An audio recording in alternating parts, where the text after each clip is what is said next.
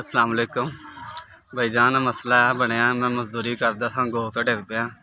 तो भैन भरा नहीं है, माई भी है बुढ़ी है, तो बच्चे छोटे छोटे, किराए ते मकान है। भाई मैं मजदूरी करदा था मिस्त्रियां दा, छत नहीं होंदी तेरी गो होंदी फटियां दी, उत्थों मैं डिग्गिया, बाला टुटा। तो भाई इधर मैं छोटे छोटे बच्चे वे, तो मैं की करा, मजबूर है मैं, किसी को मैं जवान जान है, मंग भी नहीं सकता। शर्म आती मंगदे, तो आदत पै जाती मंगन की। जाना मेरिया रिपोर्टां भी वेच सकते, मेरी लत्त भी वेच सकते हो, रिपोर्टां भी वेच सकते हो, तो सरिया बिच पिया, बांह भी खोल के वेच सकते हो। मेरी भाईजान मदद की जाए तो मैं बहुत परेशान है। वालदा भी मजदूर दे, तो बच्चे छोटे छोटे, तो मेरी मदद कर दे, मैं तुहाडे आस्ते दुआवां करा। 5000 रुपया दिता दिया। अस्सलाम वालेकुम जी भाई, तुसी मेरी मदद की रही है, तो तुहाडा भला होवे, तो तुहानू रब खुश रखे। आमीन। तुहानू इन्ना तो देवे, तुहानू थोड़ी ना।